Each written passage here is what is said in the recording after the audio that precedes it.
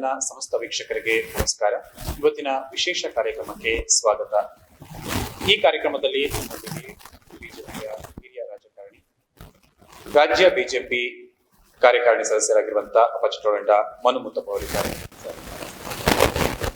ಅಭ್ಯರ್ಥಿಯ ಆಯ್ಕೆ ಇರ್ಬೋದು ಅಥವಾ ಕ್ಷೇತ್ರದ ಆಯ್ಕೆ ಹೀಗೆಲ್ಲ ಬರ್ತಾ ಇದೆ, ಅದರ ಬಗ್ಗೆ ಏನು ಹೇಳ್ತೀರಿ?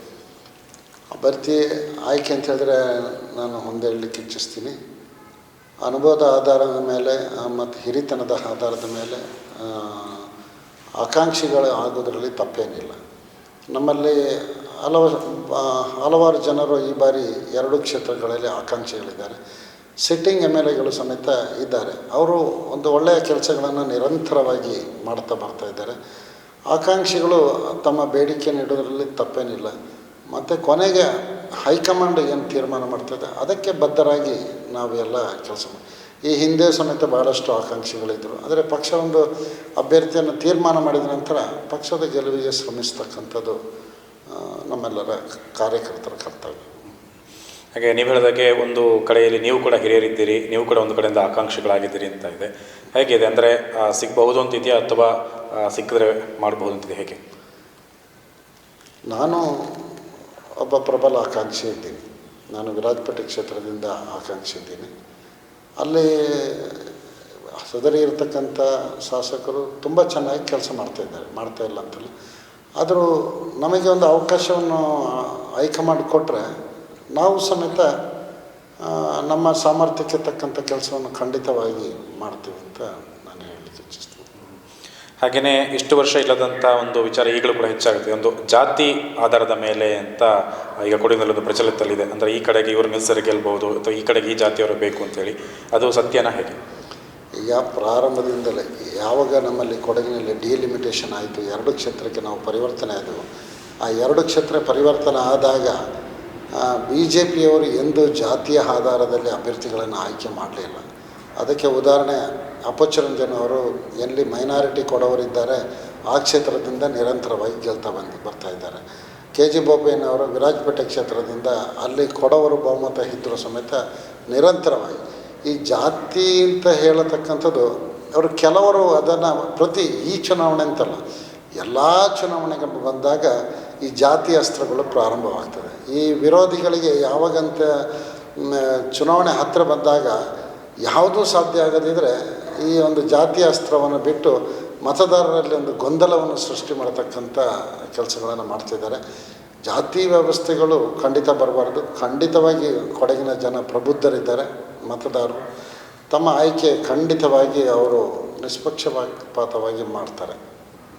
ಈಗಾಗಲೇ ವಿರಾಜಪೇಟೆಯಲ್ಲಿ ವಿರೋಧ ಪಕ್ಷದಿಂದ ಒಬ್ಬರನ್ನ ಆಯ್ಕೆ ಮಾಡಿ ಅವರೇ ಕ್ಯಾಂಡಿಡೇಟ್ ಅಂತ ಹೇಳುವಂಥ ಒಂದು ಪ್ರಚಾರ ಕೂಡ ನಡೀತಾ ಇದೆ. ಹಾಗೆ ಅವರನ್ನು ಪ್ರಬಲ ಮಾಡುವಂತಹ ಒಂದು ವಿಚಾರ ಕೂಡ ನಡೀತಾ ಇದೆ. ನನಗೆ ಇದು ಕಾಂಗ್ರೆಸ್ನವರಿಗೆ ಈ ಒಂದು ಸ್ಥಿತಿ ಬರ್ತದೆ ಅಂಥೇಳಿ ನಾನು ನೆನೆಸಿರಲಿಲ್ಲ. ಕಾಂಗ್ರೆಸ್ನವರು ಒಂದು ಅಭ್ಯರ್ಥಿಯನ್ನೇ ಕೊಡಗಿನ ಒಬ್ಬ ನಿಷ್ಠಾವಂತ ಕಾಂಗ್ರೆಸ್ನವರಿಗೆ ಕೊಡಲಿಕ್ಕೆ ಅವರಿಗೆ ಸಾಧ್ಯ ಇಲ್ಲ ಅಂತ ಹೇಳಿದರೆ ಇದಕ್ಕಿಂತ ದೊಡ್ಡ ದುರದೃಷ್ಟಕರ ಯಾವುದಿಲ್ಲ. ಅಂದರೆ ಅವರ ಹಿನ್ನೆಲೆ, ಅವರ ಇತಿಹಾಸವನ್ನು ನಾವು ಅಂದರೆ ಇಟಲಿಯಿಂದ ಬಂದು ಇಲ್ಲಿ ರಾಜಕಾರಣ ಮಾಡಿ ಪಕ್ಷದವನ್ನು ಹಿಡಿತದಲ್ಲಿ ಇಟ್ಟುಕೊಂಡ ಹಾಗೆ ಇವತ್ತು ಕೊಡಗಿನಲ್ಲಿ ಬೇಕಾದಷ್ಟು ಕಾಂಗ್ರೆಸ್ಸಿನ ಒಂದು ಅಭಿವೃದ್ಧಿಗಾಗಿ, ಕಾಂಗ್ರೆಸ್ಸಿನ ಪಕ್ಷದ ಒಂದು ಹೇಳಿಕೆಗೆ ದುಡಿದಂತೆ ಬೇಕಾದಷ್ಟು ಕಾರ್ಯಕರ್ತರಿದ್ದಾರೆ. ಅವ್ರನ್ನ ಬಿಟ್ಟು ಹಾಸನದಿಂದ ಕರ್ಕೊಂಡು ಬಂದು ಇಲ್ಲಿ ಅಭ್ಯರ್ಥಿ ಮಾಡತಕ್ಕಂಥದ್ದು, ಬೆಂಗಳೂರಿನಿಂದ ಕರ್ಕೊಂಡು ಬಂದು ವಿರಾಜಪೇಟೆ ಕ್ಷೇತ್ರದಲ್ಲಿ ಅಭ್ಯರ್ಥಿ ಹಾಕತಕ್ಕಂಥದ್ದು, ಇವರಿಂದ ನಮಗೆ ಏನು ನಿರೀಕ್ಷೆ ಇದೆ? ನಾಳೆ ಇವರು ಆಯ್ಕೆ ಆದಲ್ಲಿ ಖಂಡಿತವಾಗಿ ಕೊಡಗನ್ನು ತಿರುಗಿ ನೋಡಲಿಕ್ಕಿಲ್ಲ. ನಾನು ನೇರವಾಗಿ ಹೇಳಲಿಕ್ಕೆ ಬಯಸ್ತೀನಿ ಏನಂತಂದರೆ, ಇಷ್ಟರ ತನಕ ಕೊಡಗಿನಲ್ಲಿ ನನ್ನ ಒಂದು ರಾಜಕೀಯ ಅಥವಾ ಸಾಮಾಜಿಕ ಒಂದು ಹೋರಾಟದಲ್ಲಿ ಕೊಡಗಿನ ಎಲ್ಲ ಹೋರಾಟಗಳಲ್ಲಿ ನಾನು ಭಾಗವಹಿಸ್ತೀನಿ. ಯಾವುದೇ ಹೋರಾಟದಲ್ಲಿ ನಾನು ಭಾಗವಹಿಸಿಲ್ಲ ಅಂತಿಲ್ಲ. ಪ್ರತಿಯೊಂದು ಹೋರಾಟದಲ್ಲಿ ಭಾಗವಹಿಸ್ಕೊಂಡು ನನ್ನ ಮೇಲೆ ಬೇಕಾದಷ್ಟು ಮೊಕದ್ದಮೆಗಳನ್ನು ಹಿಂದಿನ ಸರ್ಕಾರಗಳು ಹಾಕಿದರೂ ಸಮೇತ ನಾನು ಎದೆಗುಂದಲಿಲ್ಲ. ಆದರೆ ಇವತ್ತು ದಿಢೀರಾಗಿ ಒಂದು 3-4 ವರ್ಷದಿಂದ ಬೆಂಗಳೂರಿನಿಂದ ಬಂದು ಇಲ್ಲಿ ಅಭ್ಯರ್ಥಿಗಳು ಆಗೋದು ಅಂತ ಹೇಳಿದ್ರೆ, ಇಷ್ಟು ವರ್ಷಗಳ ಕೊಡಗಿಗೆ ಎಷ್ಟೋ ಕಷ್ಟ ನಷ್ಟಗಳನ್ನು ನಾವು ನೋಡಿದ್ದೀವಿ. ಕೊಡಗಿನ ಜಮಾ ಸಮಸ್ಯೆ ಇರ್ಬೋದು ಅಥವಾ ಇತರ ಬೇರೆ ಬೇರೆ ಸಮಸ್ಯೆಗಳು ಇರ್ಬೋದು, ಯಾವ ಸಮಸ್ಯೆಗಳಿಗೂ ಕೊಡಗಿನಲ್ಲಿ ಈ ಇಬ್ಬರ ಮುಖ ಇವತ್ತು ಏನು ಕಾಂಗ್ರೆಸ್ ಅಭ್ಯರ್ಥಿಗಳಂತ ಬಿಂಬಿಸ್ತಾರೆ, ಅವರನ್ನು ಯಾರೂ ಸಮೇತ ಕೊಡಗಿನಲ್ಲಿ ನೋಡಲಿಲ್ಲ. ಇವತ್ತು ದಿಢೀರಾಗಿ ಬಂದರೆ ನಾಳೆ ಇವರು ಆಯ್ಕೆಯಾದ ನಂತರ ಖಂಡಿತವಾಗಿ ಇವರು ಕೊಡಗನ್ನು ತಿರುಗಿ ನೋಡೋದಿಲ್ಲ. ಇಲ್ಲಿ ನಮ್ಮ ಶಾಸಕರು ನಿರಂತರವಾಗಿ ಇಲ್ಲಿ ಪ್ರವಾಸ ಮಾಡಿಕೊಂಡು ದಿವಸಕ್ಕೆ 3 ಕಡೆಗಳಲ್ಲಿ ಒಂದು ಕ್ಷೇತ್ರದಲ್ಲಿ 3 ಕಡೆಗಳಲ್ಲಿ ಕಚೇರಿಗಳನ್ನು ಇಟ್ಕೊಂಡು ನಿರಂತರ ಪ್ರವಾಸ ಮಾಡಿ ಜನರನ್ನ ಸ್ಪಂದನೆ ಮಾಡತಕ್ಕಂಥದ್ದು ಖಂಡಿತ ಹೊರ ರಾಜ್ಯದಿಂದ ಬಂದು ಇದು ಸಾಧ್ಯ ಇಲ್ಲ.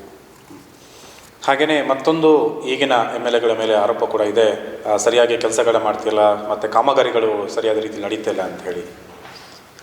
ಇದು ಶುದ್ಧ ಸುಳ್ಳು. ಯಾಕೆ ಅಂತ ಹೇಳಿದ್ರೆ ಈ ಒಂದು BJP ಸರ್ಕಾರ ಬಂದಾಗ ಅಥವಾ ಕೇಂದ್ರದಲ್ಲಿ BJP ಸರ್ಕಾರ ಇದ್ದ ಸಮಯದಲ್ಲಿ ನಾವು ನೋಡ್ತಾ ಇದ್ದೀವಿ, ಕೋವಿಡ್ 3-4 ವರ್ಷದಿಂದ ನಾವು ಆ ಒಂದು ಕೋವಿಡಿನ ಹಿನ್ನೆಲೆಯಲ್ಲಿ ಇಡೀ ದೇಶನೇ ತತ್ತರಿಸಿ ಹೋಗಿದೆ. ದೇಶದ ಆರ್ಥಿಕ ಪರಿಸ್ಥಿತಿ ಸಂಪೂರ್ಣವಾಗಿ ಇಡೀ ದೇಶದಲ್ಲೆಲ್ಲ ಇಡೀ ಪ್ರಪಂಚದಲ್ಲಿ ಹದಗೆಟ್ಟು ಹೋಗಿದೆ. ಈ ಸಂದರ್ಭದಲ್ಲಿ ನಮ್ಮ ದೇಶಕ್ಕೆ ಒಬ್ಬ ಬಲಿಷ್ಠ ನಾಯಕ ನರೇಂದ್ರ ಮೋದಿ ಅಂತ ಒಬ್ಬ ನಾಯಕತ್ವದ ಒಂದು ಫಲವಾಗಿ ಆ ಭಾರತ ದೇಶದ ಆರ್ಥಿಕತೆಯನ್ನು ಸದೃಢವಾಗಿ ಇಟ್ಕೊಂಡು ಇವತ್ತು ಇಡೀ ಅಮೇರಿಕಾವನ್ನು ಸೇರಿಸಿ ಶ್ರೀಲಂಕಾ ತನಕ ಎಲ್ಲವೂ ಆರ್ಥಿಕವಾಗಿ ಹದಗೆಟ್ಟು ಹೋಗಿದೆ. ಎಲ್ಲ ದೇಶಗಳು ಆರ್ಥಿಕವಾಗಿ ಹದಗೆಟ್ಟು ಹೋಗಿದೆ. ಆ ಸಂದರ್ಭದಲ್ಲಿ ನಮ್ಮ ದೇಶದಲ್ಲಿ ಇಷ್ಟರ ಮಟ್ಟಿಗೆ ನಾವು ಒಂದು ಆರ್ಥಿಕ ಪರಿಸ್ಥಿತಿ ಸುಧಾರಣೆ ಆಗಿದೆ, ಬೆಲೆ ಏರಿಕೆ ಎಲ್ಲವನ್ನು ಹಿಡಿತದಲ್ಲಿ ಇಟ್ಟುಕೊಂಡು ಆಡಳಿತ ನಡೆಸ್ತೆ ಅಂತ ಹೇಳಿದ್ರೆ ಅದು ನಮ್ಮ ಒಂದು ಸೌಭಾಗ್ಯ ಅಂತ ಹೇಳಿದರೆ ತಪ್ಪಾಗಲಿಕ್ಕಿಲ್ಲ. ಯಾಕೆಂತಂದರೆ ಆರ್ಥಿಕದ ಒಂದು ಹೊಡೆತ ನಮಗೆ ಈ ಸರ್ಕಾರಕ್ಕೆ ಯಾವುದೇ ಆದಾಯನೇ ಬರ್ತಾ ಇರಲಿಲ್ಲ. ಆ 3 ವರ್ಷಗಳು ತುಂಬ ಹೊಡೆತ ಇತ್ತು. ಆದರೆ ಇವತ್ತು 1-1.5 ವರ್ಷದಿಂದ ಇವತ್ತು GST ಸಂಗ್ರಹ ಇರ್ಬೋದು, ಪ್ರತಿಯೊಂದು ಆದಾಯಗಳು ಇವತ್ತು ನಿರಂತರವಾಗಿ ದಾಖಲೆ ರೂಪದಲ್ಲಿ ಬರ್ತಾಯಿದೆ. ಆ ಒಂದು ಈಗ ಒಂದು 6 ತಿಂಗಳಿಂದ ಆ ಅಭಿವೃದ್ಧಿಗೆ ವೇಗ ಸಿಕ್ಕಿದೆ. ಇವತ್ತು ಹಿಂದಿನ ಪರಿಸ್ಥಿತಿಗೆ ನಾವು ಹೋಲಿಸಿದರೆ ಯಡಿಯೂರಪ್ಪನವರು ಮುಖ್ಯಮಂತ್ರಿ ಆಗೋದಕ್ಕಿಂತ ಹಿಂದೆ ನಮ್ಮ ಕೊಡಗಿನ ಪರಿಸ್ಥಿತಿ ಹೇಗಿತ್ತು? ಕೊಡಗಿನ ಪರಿಸ್ಥಿತಿ ರಸ್ತೆಗಳೇ ಇರಲಿಲ್ಲ. ಮಡಿಕೇರಿಯಿಂದ ಕುಟ್ಟ ತನಕ ರಸ್ತೆ ನಮಗೆ ನೋಡಲಿಕ್ಕೆ ಸಾಧ್ಯ ಇರಲಿಲ್ಲ. ಯಾವ ರಸ್ತೆಗಳು ಸರಿ ಇರಲಿಲ್ಲ. ಮೈಸೂರು ರಸ್ತೆ ಇರ್ಬೋದು, ವಿರಾಜಪೇಟೆ ಮೈಸೂರು ರಸ್ತೆ ಅದು ನಾವು ಅಭಿವೃದ್ಧಿ ಕಾಣದೆ ವರ್ಷಗಳೇ ಕಳೆದೋಗಿತ್ತು. ಮಡಿಕೇರಿಯ ಚಿತ್ರಣವೇ ಬದಲಾಗಿದೆ. ಎಲ್ಲ ರಸ್ತೆಗಳು, ಹೈವೇಗಳು ಸಮೇತ ಇನ್ನಷ್ಟು ಉತ್ತಮ ರಸ್ತೆಗಳು ನಮಗೆ ಕೊಡಗಿನಲ್ಲಿ ಈಗಾಗಲೇ ಅದು ಅನುಮೋದನೆ ಆಗಿದೆ, ಪ್ರತಿಯೊಂದು ಆಗಿದೆ. ಪರಿಸರವಾದಿಗಳ ಒಂದು ತೊಂದರೆಯಿಂದ ಅವರು ಕೋರ್ಟ್ನಿಂದ ಸ್ಟೇ ತರತಕ್ಕಂಥದ್ದು ಈ ರೀತಿ ಆದ ಕಾರಣ ಒಂದಷ್ಟು ರಸ್ತೆಗಳು ಸ್ವಲ್ಪ ಇವತ್ತು ಮಡಿಕೇರಿ, ಭಾಗಮಂಡಲ, ಕೇರಳ ರಸ್ತೆ ಇರ್ಬೋದು, ಬೇರೆ ಬೇರೆ ರಸ್ತೆಗಳು ಇವತ್ತು ನೋಡಿ ಮೈಸೂರು ಬೆಂಗಳೂರು ರಸ್ತೆ ಅಷ್ಟು ಸುಂದರವಾದ ರಸ್ತೆಯನ್ನು 8,000 ಇವಾಗ ಅದು 12,000 ಕೋಟಿಗೆ ಬಂದಿದೆ. ಅದು ಸುಂದರವಾದ ರಸ್ತೆಯನ್ನು ಮಾಡಿದ್ದಾರೆ. ಶ್ರೀರಂಗಪಟ್ಟಣದಿಂದ ಕೊಡಗಿಗೆ ರಸ್ತೆ ಬರಬೇಕು, ಸುಮ್ಮನೆ ಕಿರುಕುಳ ಕೊಡ್ತಾಯಿದ್ದಾರೆ. ಇಲ್ಲದಿದ್ದರೆ ಅದು ಸಮೇತ ಇದರ ಒಟ್ಟಿಗೆ ಮುಗಿತಾ ಇತ್ತು, ಅದು ಸಮೇತ ನಿಂತೋಗಿದೆ. ಹೀಗೆ ಅಭಿವೃದ್ಧಿ ಕಾರ್ಯಗಳು ನಿರಂತರ ಆಗ್ತಾಯಿದೆ. ಇವತ್ತು ನಮ್ಮ ಜಿಲ್ಲಾ ಪಂಚಾಯತ್ ಬಿಲ್ಡಿಂಗ್ ಇರ್ಬೋದು, DC ಆಫೀಸ್ ಇರ್ಬೋದು, ಆಸ್ಪತ್ರೆ ಕಟ್ಟಡಗಳಿರ್ಬೋದು, ಇವತ್ತು ಗ್ರಾಮ್ 1 ಇವತ್ತು ಅಧಿಕಾರಿ ವಿಕೇಂದ್ರೀಕರಣ ಯಾವ ರೀತಿ ಆಗಿದೆ ಅಂತ ಹೇಳಿದ್ರೆ ತಹಸೀಲ್ದಾರ್ ಅಥವಾ ನಾಡ ಕಚೇರಿಗಳಲ್ಲಿ ಆಗತಕ್ಕಂಥ ಕೆಲಸಗಳು ಇವತ್ತು ಪಂಚಾಯತ್ ಕೇಂದ್ರಗಳಲ್ಲಿ ಆಗ್ತಾಯಿದೆ. ಪಂಚಾಯತ್ ಕೇಂದ್ರಗಳಲ್ಲಿ RTC ಪಡತಕ್ಕಂಥದ್ದು ಸರ್ಕಾರದ 201 ದಾಖಲೆಗಳು ಸಮೇತ ಇವತ್ತು ಗ್ರಾಮ ಪಂಚಾಯತಿಯಲ್ಲಿ ಸಿಗುವಂಥ ಸೌಲಭ್ಯಗಳು ನಡೀತಾ ಇದೆ. ಡಿಜಿಟಲೀಕರಣ ಎಲ್ಲವೂ ಸಮೇತ ಇವತ್ತು ಅಭಿವೃದ್ಧಿ ಅಂತಂದರೆ ವೇಗದಲ್ಲಿ ನಡೀತಾ ಇದೆ. ಡಬಲ್ ಇಂಜಿನ್ ಅಂತ ಹೇಳಿದ್ರೆ ಕೇಂದ್ರದಿಂದ ರಾಜ್ಯದಿಂದ ನಡೀತಕ್ಕಂಥ ಇವತ್ತು ಇನ್ನೊಂದು ಹಿಂದಿನ ಸರ್ಕಾರದಲ್ಲಿದ್ದಾಗ ಸರ್ಕಾರದ ಅನುದಾನ ಅಥವಾ ಸಬ್ಸಿಡಿಗಳು ಬಂದರೆ ಎಲ್ಲಿ ಹೋಗ್ತಾಯಿತ್ತು? ಎಲ್ಲ ಸೋರಿಕೆ ಆಗ್ತಾಯಿತ್ತು. ಅದು ಅಧಿಕಾರಿಗಳಿಗೆ ಚೆಕ್ ಬಂದು ತಹಸೀಲ್ದಾರಿಂದ ರೆವೆನ್ಯೂ ಇನ್ಸ್ಪೆಕ್ಟ್ರಿಂದ ಅಕೌಂಟೆಂಟಿಂದ ಬಂದು ಫಲಾನುಭವಿಗೆ ಸಿಗಬೇಕಾದ್ರೆ ಅರ್ಧಕ್ಕರ್ಧ ದುಡ್ಡು ಖರ್ಚಾಗ್ತದೆ. ಇವತ್ತು ಕಾಫಿಗೆ ಏನಾದ್ರು ಪರಿಹಾರ ಬಂತು ನೇರವಾಗಿ ನಮ್ಮ ಅಕೌಂಟಿಗೆ ಬರ್ತದೆ. ಯಾವುದೇ ಸಬ್ಸಿಡಿ ಬಂದರೂ ನಮ್ಮ ಅಕೌಂಟಿಗೆ ಬರತಕ್ಕಂಥ ಯಾವುದೇ ಸೋರಿಕೆ ಇಲ್ಲದಂಥ ಒಂದು ವ್ಯವಸ್ಥೆಗಳು ಇವತ್ತು ರಾಜ್ಯದಲ್ಲಿ ಜಿಲ್ಲೆಯಲ್ಲಿ ನಡೀತಾ ಇದೆ. ವೀಕ್ಷಕರೇ, ಈಗ ಒಂದು ಚಿಕ್ಕ ಬ್ರೇಕ್ ನಂತರ ಮತ್ತೆ ಮಾತುಕತೆಯನ್ನು ಮುಂದುವರಿಸೋಣ.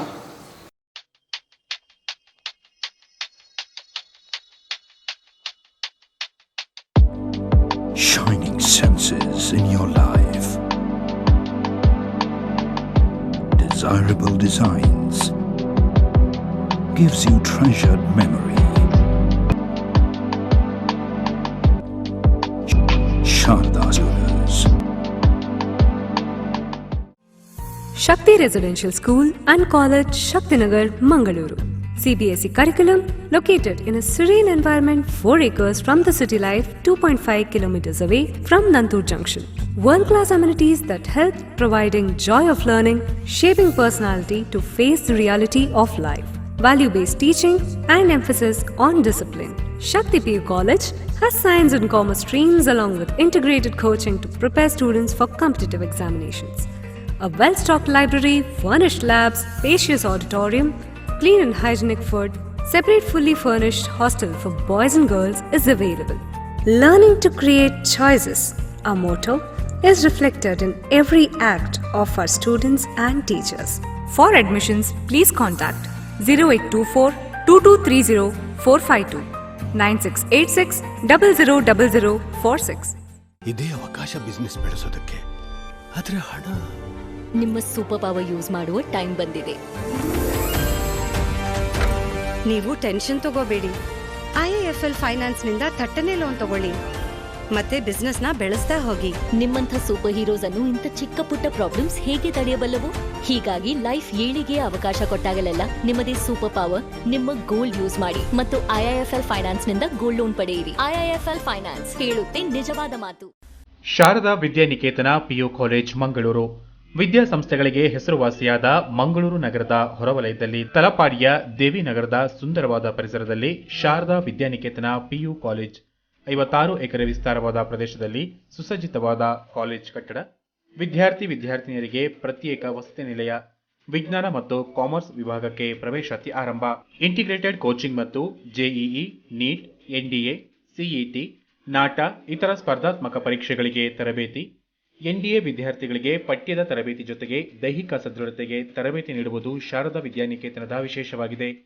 ಅನುಭವಿ ಹಾಗೂ ನುರಿತ ಉಪನ್ಯಾಸಕರ ವೃಂದ, ಸುಸಜ್ಜಿತವಾದ ಪ್ರಯೋಗಾಲಯ ಮತ್ತು ಡಿಜಿಟಲ್ ಲೈಬ್ರರಿ, ಮನಸ್ಥಿಮಿತತೆಗೆ ಯೋಗ ಧ್ಯಾನದ ಬಗ್ಗೆ ತರಬೇತಿ, ವಿಶಾಲವಾದ ಆಟದ ಮೈದಾನ ಹಾಗೂ ಈಜುಕೊಳ, ಅಗತ್ಯಕ್ಕೆ ತಕ್ಕಂತೆ ಆಗಾಗ ಕೈಗಾರಿಕಾ ಕೇಂದ್ರಗಳಿಗೆ ಮತ್ತು ಮೆಡಿಕಲ್ ಕಾಲೇಜುಗಳಿಗೆ ಪ್ರವಾಸ. ತಮ್ಮ ಮಕ್ಕಳ ಉತ್ತಮ ಭವಿಷ್ಯಕ್ಕಾಗಿ ಶಾರದಾ ವಿದ್ಯಾನಿಕೇತನ PU ಕಾಲೇಜ್ ಮಂಗಳೂರು. ಪ್ರವೇಶಕ್ಕಾಗಿ ಸಂಪರ್ಕಿಸಿ 7022437678 9019730478. ನಿಮ್ಮ ವೃತ್ತಿ ಜೀವನಕ್ಕೆ ನಿಮ್ಮನ್ನು ಸಿದ್ಧಪಡಿಸುವ ಸಂಸ್ಥೆ ಶಾರದಾ ವಿದ್ಯಾನಿಕೇತನದಲ್ಲಿ ಮಕ್ಕಳ ಸರ್ವತೋಮುಖ ಬೆಳವಣಿಗೆಗೆ ಅಗತ್ಯವಾದ ಶಿಕ್ಷಣವನ್ನು ನೀಡಿ ಬಲಿಷ್ಠ ರಾಷ್ಟ್ರವನ್ನು ಕಟ್ಟುವ ಪ್ರಜೆಗಳಾಗುವಲ್ಲಿ ಸಹಕರಿಸುತ್ತೇವೆ. ಮೌಲ್ಯಾಧಾರಿತ ಶಿಕ್ಷಣ, ಭಗವದ್ಗೀತೆ, ಯೋಗ, ಧ್ಯಾನ, ನೃತ್ಯ, ಸಂಗೀತ, ಕ್ರೀಡಾ ತರಬೇತಿ, ಟೈಕ್ವಾಂಡೋ, ವೃತ್ತಿ ಕೇಂದ್ರಿತ ಶಿಕ್ಷಣ, ಅಟಲ್ ಟಿಂಕರಿಂಗ್ ಲ್ಯಾಬ್, ITI ತಯಾರಿ ಕೇಂದ್ರ, ಕೃಷಿ ವಿಜ್ಞಾನ, ಆಧುನಿಕ ಪ್ರಯೋಗಾಲಯ. SVEI Composite PU College, Vijayanagar, 4th stage, Mysuru. A quality education institution in Mysuru. Admissions open for PUC 2023 and 24. Limited seats only. Courses offered: Science stream, PCMB, PCMC, PCME. Commerce stream, EBAC, EBAS.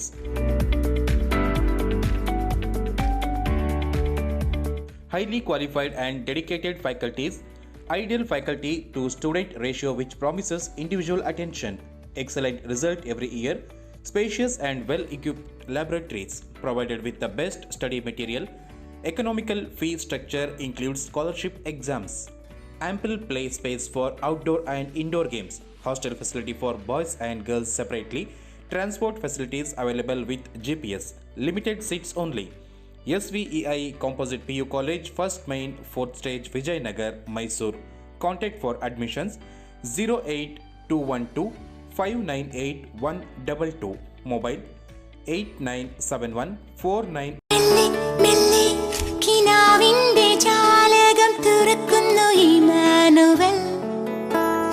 വിണ്ണിൽ നിന്നും മണ്ണിൽ വന്ന താരമാകാൻ ഒരുക്കുന്നു Emmanuel. അഴകു നെയ്യും ഈ പുടവകളിൽ ആയിരം കനവായി Emmanuel. മെല്ലെ മെല്ലെ കിനാവിന്റെ ജാലകം തുറക്കുന്നു ರೇಷ್ಮೆಯ ಪ್ರೌಢಿಮೆ ಪ್ರಪಂಚಕ್ಕೆ ಪಸರಿಸಿದ ಇಮ್ಯಾನ್ಯುವಲ್ ಸಿಲ್ಕ್ಸ್ ನ ಅತ್ಯಂತ ನೂತನ ಶೋರೂಮ್ ಇದೀಗ ಇರಿಟಿಯಲ್ಲಿ. Immanuel Silks, main road, Iritty.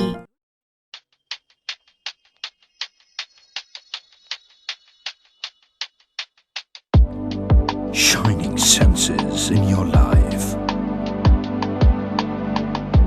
Desirable designs. Gives you treasured memory. Sharda Jewelers.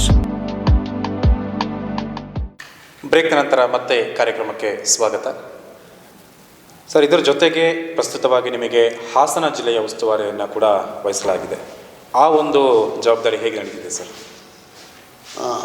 ನನಗೆ ಇದರ ಮಧ್ಯದಲ್ಲಿ ಇವಾಗ ಹಾಸನ ವಿಧಾನಸಭಾ ಕ್ಷೇತ್ರದ ಒಂದು ಉಸ್ತುವಾರಿಯನ್ನು ಕೊಟ್ಟಿದ್ದಾರೆ. ಭಾಳ ಒಂದು ಪ್ರತಿಷ್ಠೆಯ ಕಣ ಅದು. ನಮ್ಮ ಪ್ರೀತಮ್ ಗೌಡ ಅಂತೇಳಿ ನಮ್ಮ BJP ಅಭ್ಯರ್ಥಿ. ಇವತ್ತು ತಾವೆಲ್ಲ ನೋಡಿರ್ಬೋದು, ಇಡೀ ಒಂದು ದೇವೇಗೌಡರ ಕುಟುಂಬವೇ ಆ ವ್ಯಕ್ತಿಯ ಎದುರು ನಿಂತು ಆತನನ್ನು ಸೋಲಿಸ್ಬೇಕು ಅಂತ ಹೇಳುವಂಥ ಒಂದು ಪಣ ತೊಟ್ಟಿದೆ. ಆವಾಗ ನಾವು ಇಲ್ಲೇ ಕಾಣ್ಬೋದು. ಯಾಕಂತಂದರೆ ಒಬ್ಬ ಯುವಕ ಕಳೆದ 5 ವರ್ಷದಲ್ಲಿ ಮಾಡಿದಂಥ ಸಾಧನೆಯನ್ನು ಸಹಿಸಲಿಕ್ಕೆ ಸಾಧ್ಯ ಆಗದೆ ಇವರ ಮುಂದಿನ ದಿನಗಳಲ್ಲಿ ಇವರ ಕುಟುಂಬಕ್ಕೆ ಹಾಗೂ ಅವರ ಪಕ್ಷಕ್ಕೆ ದೊಡ್ಡ ಒಂದು ತೊಂದರೆ ಆಗ್ತದೆ ಅಂಥೇಳಿ ಈತನ ಮೇಲೆ ಹೇಗಾದರೂ ಮಾಡಿ ಸೋಲಿಸಬೇಕು ಅಂತ ಹೇಳುವಂಥ ಎಲ್ಲ ಭಾಗದಿಂದ ಒಂದು ಪ್ರಯತ್ನಗಳು ನಡೀತಾ ಇದೆ. ಆದರೆ ನಾನು ಹಾಸನದ ಒಂದು ಕ್ಷೇತ್ರದಲ್ಲಿ ಸುತ್ತಾಡಿದ ಒಂದು ಅನುಭವನ ನೋಡಿದರೆ ಆ ಪ್ರೀತಮ್ ಗೌಡವರು ಅಷ್ಟೊಬ್ಬ ಯುವಕರಾಗಿ ಅವರು ಮಾಡಿದಂಥ ಒಂದು ಅಭಿವೃದ್ಧಿ ಕಾರ್ಯಗಳು ಪ್ರತಿ ಕ್ಷೇತ್ರದಲ್ಲಿ ಮನೆ ಮಾತಾಗಿದೆ. ಆದ ಕಾರಣ ಯಾವುದೇ ಶಕ್ತಿಯಲ್ಲಿ ಬಂದರೂ ಸಮೇತ ಪ್ರೀತಮ್ ಗೌಡರನ್ನು ಸೋಲಿಸಲಿಕ್ಕೆ ಸಾಧ್ಯ ಇಲ್ಲ. ಯಾಕಂದರೆ ಚುನಾವಣೆ ಅಂತ ಹೇಳಿದಾಗ ಕೊನೆಯ ಕ್ಷಣದಲ್ಲಿ ಕೂಡ ಬದಲಾಗುವಂಥದ್ದಿದೆ, ರಾತ್ರೋರಾತ್ರಿ ಬದಲಾಗೋದಂಥ ಕೂಡ ಸಂದರ್ಭಗಳಿದೆ. ಆ ಥರ ಆಗದ ಹಾಗೆ ಏನಾದರೂ ಮುನ್ನೆಚ್ಚರಿಕೆಯನ್ನು ವಹಿಸಿದ್ದಾರೆ ಅಂತ, ಈ ರೀತಿ ಆಗಬಹುದು, ನಾವು ಇದನ್ನು ಎಚ್ಚರಿಕೆ ವಹಿಸಬಹುದು ಅಂತ ಏನಾದ್ರು ಆ ರೀತಿ ಪ್ಲಾನ್ಗಳಿದೆಯಾ? ಖಂಡಿತ ಇದೆ. ಅದಕ್ಕೆ ನಮ್ಮ ರಾಜ್ಯದಿಂದ ಇವತ್ತು ನಮ್ಮ ಪಕ್ಷದ ಸಂಘಟನೆಯಲ್ಲಿ ವಿಶೇಷವಾದ ಜವಾಬ್ದಾರಿಗಳನ್ನು ಎಲ್ಲರಿಗೂ ಕೊಟ್ಟಿದ್ದಾರೆ. ವಿಶೇಷವಾಗಿ ಒಂದು ಅನುಭವ ಇರುವವರನ್ನು ಅಲ್ಲಿಗೆ ಜೋಡಿಸ್ಕೊಂಡು ಅಲ್ಲಿಗೆ ನಿಂತಲ್ಲ ಎಲ್ಲವನ್ನು 224 ಕ್ಷೇತ್ರವನ್ನು ನಾವು ಗಂಭೀರವಾಗಿ ಪರಿಗಣಿಸಿದ್ವಿ. ಎಲ್ಲ ಕ್ಷೇತ್ರದಲ್ಲಿಯೂ ನಾವು 150 ಸ್ಥಾನವನ್ನು ಗೆಲ್ಲಲೇಬೇಕು ಅಂತ ಹೇಳಿ ಮತ್ತು ಕೇಂದ್ರ ಸರ್ಕಾರದ ಯೋಜನೆಗಳು ಮತ್ತು ರಾಜ್ಯ ಸರ್ಕಾರದ ಯೋಜನೆಗಳನ್ನು ಮನೆಗೆ ಮುಟ್ಟಿಸಲಿಕ್ಕೆ ವಿಶೇಷ ಪ್ರಯತ್ನಗಳು ನಮ್ಮಿಂದ ನಡೀತಾ ಉಂಟು. ಅದರಿಂದ ಅದು ಸಮಸ್ಯೆ ಆಗಲಿಕ್ಕಿಲ್ಲ. ಹಾಗೆ ಅದರ ಜೊತೆಗೆ ಈಗ ಹೇಳ್ತಿದ್ದಾಗೆ ಕೊಡಗಿನಲ್ಲಿ ಕೂಡ, ಅದರಲ್ಲೂ ಕೂಡ ವಿರಾಜಪೇಟೆ ಒಂದು ಕ್ಷೇತ್ರದ ಆಕಾಂಕ್ಷಿಯಾಗಿದ್ದೀರಿ ಅಂಥೇಳಿ. ಪ್ರಸ್ತುತವಾಗಿ ವಿರಾಜಪೇಟೆ ಈ ಒಂದು ಕ್ಷೇತ್ರದಲ್ಲಿ ಇರುವಂತಹ ಒಂದು ಸಮಸ್ಯೆಗಳೇನು, ಅಥವಾ ನಿಮ್ಮ ದೂರದೃಷ್ಟಿಯಲ್ಲಿ ಏನು ಮಾಡಬೇಕು ಅಂತಿದೆ ಇಲ್ಲಿ? ಕೊಡಗಿನಲ್ಲಿ ವಿಶೇಷವಾಗಿ ಎಲ್ಲರೂ ಕೇಳ್ತಕ್ಕಂಥದ್ದು ರಸ್ತೆ. ನಮಗೆ ಮುಖ್ಯವಾಗಿ ಬೇಕಾಗಿದ್ದು ರಸ್ತೆ ಒಂದು ನಂತರ ಕುಡಿಯೋ ನೀರಿನ ವ್ಯವಸ್ಥೆ ಕೇಳ್ತಾರೆ. ವಿದ್ಯುತ್ ಶಕ್ತಿ, ಕರೆಂಟ್, ರಸ್ತೆ, ಕುಡಿಯೋ ನೀರು 3 ಸರಿಯಾಗಿ ಸಿಕ್ಕಿದರೆ ಖಂಡಿತವಾಗಿ ಯಾವುದೇ ಸಮಸ್ಯೆ ಇರೋದಿಲ್ಲ. ಇಲ್ಲಿ ಈಗ ನಾನು ಆಗಲೇ ಹೇಳಿದಾಗೆ ಒಂದು 3 ವರ್ಷಗಳ ಈ ಒಂದು ಕೋವಿಡ್ನಿಂದ ಆರ್ಥಿಕ ಹಿಂಜರಿತದಿಂದಾಗಿ ಸ್ವಲ್ಪ ಅನುದಾನಗಳ ಬರುವಂಥದ್ದು ಸಮಸ್ಯೆ ಆಯಿತು.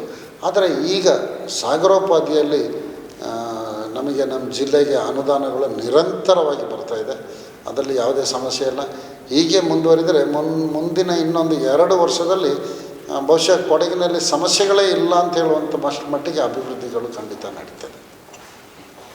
ಈಗ ನೀವೇನಾದರೂ ಒಂದು ಯೋಜನೆ ಇಟ್ಕೊಂಡಿದ್ರೆ, ಅಂದರೆ ನಾನು ಬಂದರೆ ಇದನ್ನು ಮಾಡಬೇಕು ಅಂತ ಏನಾದರೂ ಒಂದು ಪ್ಲಾನ್ ಇದೆಯಾ? ನಮ್ಮ ಪಕ್ಷದ ಯೋಜನೆಯ ಪ್ರಕಾರ ಆ ಕಾರ್ಯಕ್ರಮಗಳನ್ನು ರೂಪಿಸುವಾಗ ಎಲ್ಲ ಕಾರ್ಯಕರ್ತರ ಒಂದು ಗಮನದಲ್ಲಿಟ್ಕೊಂಡು ಎಲ್ಲ ಅವರ ಒಂದು ಸಲಹೆಗಳನ್ನು ಪಡ್ಕೊಂಡು ವಿಶೇಷವಾಗಿ ಒತ್ತು ಕೊಡ್ತಕ್ಕಂಥದ್ದು ಒಂದು ರಸ್ತೆಗಳು, ಕುಡಿಯೋ ನೀರಿನ ಒಂದು ಸಮಸ್ಯೆಯನ್ನು ಸಮಸ್ಯೆಗಳು ಈಗ ಒಂದು ಜಲ್ ಜೀವನ್ ಯೋಜನೆಯಲ್ಲಿ ಮುಂದಿನ 1 ವರ್ಷದಲ್ಲಿ ಸಂಪೂರ್ಣವಾಗಿ ಕೇಂದ್ರ ಸರ್ಕಾರದ ಅನುದಾನದಿಂದ ಹಾಗೂ ರಾಜ್ಯ ಸರ್ಕಾರದ ಮ್ಯಾಚಿಂಗ್ ಗ್ರಾಂಟ್ ಇದೆ. ಅದರಿಂದ ಸಂಪೂರ್ಣವಾಗಿ 100ಕ್ಕೆ 100 ಈ ಒಂದು ಕುಡಿಯೋ ನೀರಿನ ಸಮಸ್ಯೆ ಪರಿಹಾರ ಆಗ್ತದೆ. ಇದು ಖಂಡಿತವಾಗಿ ಸರ್ಕಾರದ ಯೋಜನೆಗಳು ಏನುಂಟು ಅದನ್ನು ಪರಿಪೂರ್ಣವಾಗಿ ತಲುಪಿಸುವಂಥ ಕೆಲಸಗಳನ್ನು ಖಂಡಿತ ನಾನು ಮಾಡ್ತೀನಿ. ಇಲ್ಲಿ ಯಾರು ಅಭ್ಯರ್ಥಿ ಆದರೂ ಮಾಡಬೇಕು. ಈಗ ಚುನಾವಣೆ ಹತ್ತಿರ ಬರ್ತಿದ್ದಾಗ ಪ್ರತಿ ಕ್ಷೇತ್ರದಲ್ಲಿ ಕೇಳುವಂಥ ಒಂದೇ ಒಂದು ಮಾತು ಅಂತ ಹೇಳಿದ್ರೆ ನಮಗೆ ಬದಲಾವಣೆ ಬೇಕು ಅಂತ ಹೇಳಿ.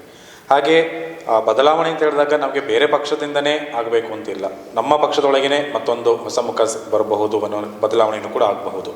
ಹಾಗೆ ಒಂದು ನಿರೀಕ್ಷೆ ಇದೆಯಾ? ಅಂದರೆ ಈ ಒಂದು ಚುನಾವಣೆಯಲ್ಲಿ ಬದಲಾವಣೆ ಸಿಗಬಹುದಾ 2 ಕ್ಷೇತ್ರದಲ್ಲಿ? ಕ್ಷೇತ್ರದಲ್ಲಿ ಈ ಒಂದು ಪ್ರಶ್ನೆ ಇದು ಹೈಕಮಾಂಡಿಗೆ ಬಿಟ್ಟಂಥದ್ದು. ಹೈಕಮಾಂಡು ಏನು ಸೂಕ್ತವಾದ ನಮಗೆ ಈವಾಗಲೇ ಸೂಚನೆ, ನಾನು ರಾಜ್ಯದಲ್ಲಿ ಸಭೆಗಳಿಗೆ ಹೋಗಿದ್ದೆ, ಅಲ್ಲಿ ಸಮೇತ ನಮಗೆ ಏನು ಸೂಚನೆ ಕೊಟ್ಟಿದ್ದಾರೆ ಅಂತ ಹೇಳಿದ್ರೆ, ನಿಮ್ಮ ಆಕಾಂಕ್ಷಿ ಏನಿದ್ದೀರಿ ಇದನ್ನು ನಾವು ಪರಿಗಣಿಸ್ತೀವಿ, ನಿಮ್ಮ ಕೆಲಸಗಳನ್ನು ನೀವು ನಿರಂತರವಾಗಿ ಪಕ್ಷಕ್ಕೆ ಮಾಡಿ, ಯಾವುದೇ ಸಂದರ್ಭದಲ್ಲಿಯೂ ಯಾರೇ ಅಭ್ಯರ್ಥಿ ಆದರೂ ಸಮೇತ BJP ಅಭ್ಯರ್ಥಿ ಸೋಲ್ಬಾರ್ದು, ಈ ನಿಟ್ಟಿನಲ್ಲಿ ಕೆಲಸ ಮಾಡಬೇಕಂತೇಳಿ. ಅದರಿಂದ ಬದಲಾವಣೆ ಆಗದಿದ್ದರೂ ಯಾರೇ ಅಭ್ಯರ್ಥಿ ಆದರೂ ನಾವು ಕೇಳೋದ್ರಲ್ಲಿ ತಪ್ಪಿಲ್ಲ, ಕೇಳುವಂಥದ್ದನ್ನು ನಾವು ಒಂದು ಅವಕಾಶವನ್ನು ಕೇಳ್ತಾ ಇದ್ದೀವಿ. ಪಕ್ಷ ಅಂತಿಮ ತೀರ್ಮಾನ, ಎಲ್ಲವನ್ನೂ ನೋಡಿಕೊಂಡು ಪಕ್ಷ ತೀರ್ಮಾನ ಮಾಡ್ತೇವೆ. ಪಕ್ಷ ಏನು ತೀರ್ಮಾನ ಮಾಡ್ತೇವೆ ಅದಕ್ಕೆ ನಾವು ಬದ್ಧರಾಗಿ ಕೆಲಸ ಮಾಡ್ತೇವೆ. ಸರ್, ಈಗ ಕೊನೆಯದಾಗಿ ಸರ್ವ ಮತದಾರರಿಗೆ ಏನು ಹೇಳಲಿಕ್ಕೆ ಬಯಸ್ತೀರಿ? ಅಂದರೆ ಈಗಾಗಲೇ ಚುನಾವಣೆ ಹತ್ತಿರ ಬರ್ತಾ ಇದೆ, ಯಾವ ರೀತಿ ನೋಡಿ ಮತದಾನ ಮಾಡಬೇಕು, ಯಾವ ರೀತಿ ಅಭ್ಯರ್ಥಿನ ಆಯ್ಕೆ ಮಾಡಬೇಕು ಅಂತ ಹೇಳ್ತೀರಿ?